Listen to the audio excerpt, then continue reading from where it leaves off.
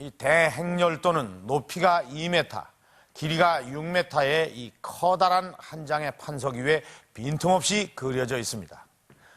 규모도 물론 최고지만, 자, 여기 있는 이 그림들을 잠시 주목을 좀 해 주십시오.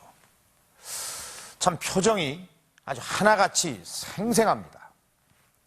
게다가 같은 표정이 하나도 없을 정도로 아주 정교하게 그려진 벽화입니다. 이 중에서 특히 눈길을 끄는 사람이 있습니다. 바로 이 병사입니다. 이 다른 병사들과는 달리 이 머리끝에서부터 발끝까지 온통 무장을 하고 있습니다. 그런데 좀 더 자세히 들여다보면 이 병사들이 입은 이 갑옷의 형태가 특이하다는 것을 알 수가 있습니다. 이 수십 개의 조각을 이어 붙여서 만들었는데요. 이것을 찰갑이라고 부르지요. 게다가 이 병사는 이 말까지도 온통 갑옷으로 둘러 씌웠습니다. 과연 고구려 군대에는 이런 기병이 존재하고 있었던 걸까요? 철갑으로 중무장한 기병들. 이 기병들의 무장 상태가 이 벽화와 같은 모습이었는지 확인해 보도록 하겠습니다.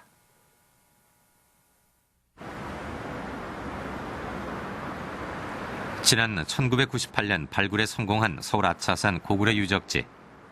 고구려군이 주둔했던 곳으로 무기와 무장 상태를 알려주는 유물이 다량 발굴됐다. 출토 유물 중 무기류로는 화살촉이 가장 많고 도끼와 창도 있다. 유적지 곳곳엔 병사들이 구축한 진지의 흔적들도 남아있다. 공간이 하나 있고, 예, 이쪽이 되겠습니다만, 제일 남쪽은 아무 시설이 없는 빈터가 하나 있습니다. 아차산에서 철갑옷으로 중무장한 기병의 존재를 확인시켜줄 유물 중 투구는 단 하나.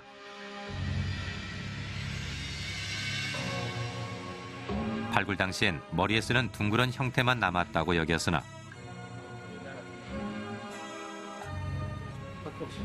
함께 나온 여러 개의 철편 조각들을 조사한 결과 이 투구는 철 조각들을 이어 만든 투구였다. 유물을 토대로 복원한 고구려 철갑 기병의 투구는 이런 모습이었다.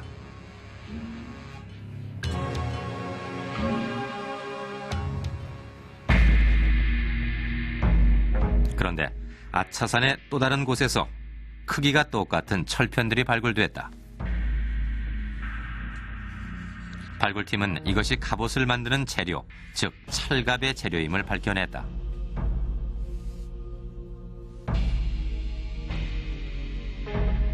이것으로 벽화 속 기병의 무장 상태를 확인했다. 기병들의 무장은 철갑으로 이루어져 있다.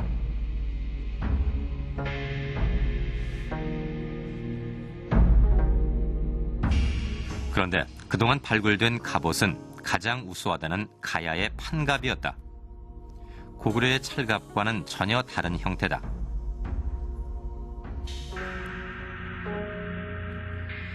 백여 개의 철편을 3분의 1씩 겹쳐지게 가죽끈으로 이어 만든 철갑은 판갑에 비해 가볍고 튼튼하다. 고구려의 철갑이 한 단계 앞서는 우수한 갑옷인 것이다.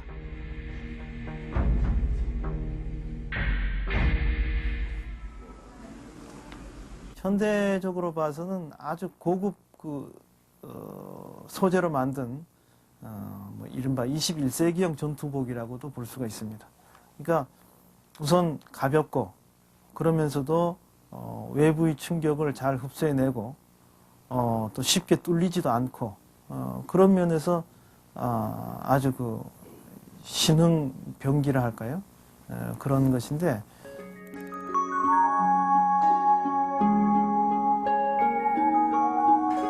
당시 고구려가 철 재련 기술을 얼마나 중요하게 여겼는지는 벽화 속에도 남아있다.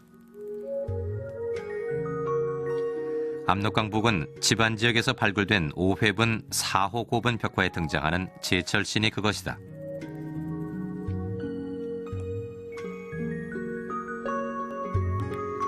쇠를 부젓가락으로 집어 모루 위에 올려놓고 마치로 두드리고 있는 제철신의 모습이 벽화 천장에 그려져 있다. 쇠갑옷으로 무장한 기병대를 5,000기, 10,000기씩 동원할 수 있었던 걸 보면 제철업 수준도 굉장히 수준이 높았다는 것을 알 수가 있습니다. 그래서 실제 이제 고구려의 그 무기 체계 중에서 가장 그 주목되는 이 찰갑 같은 경우도 고구려 유적에서 발견이 되고 있어요. 발견되고 있는데 이런 찰갑이 같은 시기에 중국에서는 이제 실물로 제대로 나오지 않고 있습니다. 물론 문헌상으로나 아니면 그 인형 형태로는 이제 같은 시기 중국에서도 보이고 있는데 실물로 나오지 않는 것으로 봐서 고구려의 찰갑 기술 개발이라는 것이 중국과도 대등한 수준에서 진행되고 있었다, 이렇게 판단할 수가 있습니다. 그렇다면 이런 찰갑을 말에도 입혔을까? 현재 고구려 유적은 출토된 것이 없기 때문에 가야 유적을 통해 말 갑옷의 형태를 확인해 보기로 했다. 현재까지 발굴된 말 갑옷 중 가장 완벽한 형태로 남아있는 이 갑옷은 분명 찰갑이다.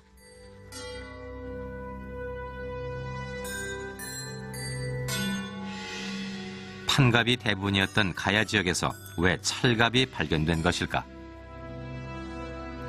하만 가야 유적과 고구려 벽화 속의 말 갑옷 형태를 비교해보자. 말 얼굴 가리개의 형태가 거의 동일하다. 말 갑옷도 마찬가지다.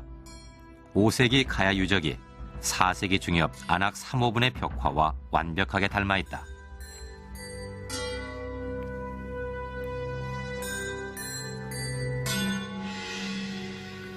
(5세기라면) 광개토 대왕의 5만 대군이 가야 지역에 내려와 전투를 벌인 직후다.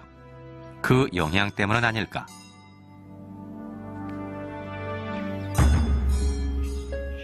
그런데 지난 95년 북한은 강원도의 천령 지역에서 말의 무장에 관한 중요한 발굴에 성공했다.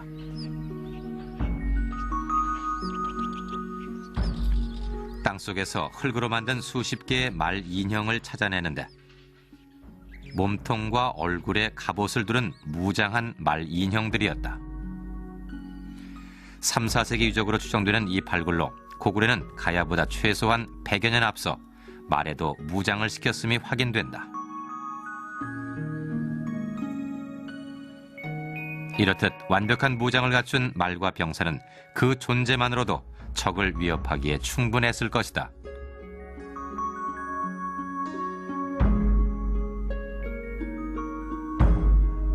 항상 이상하니까 이 말이 겁을 먹고요. 그다음에 이 병사들도 겁을 먹게 되죠.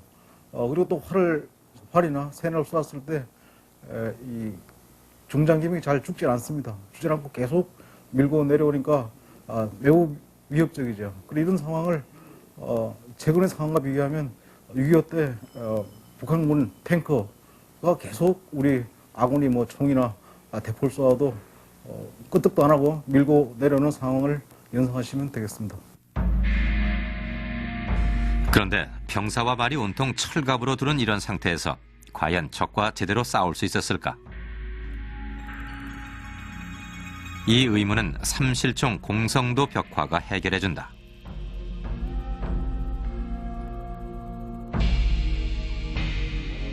철갑 기병의 몸놀림이 매우 유연하고 자연스러워 보인다. 이 정도라면 실전에서도 큰 몫을 맡았음이 분명하다.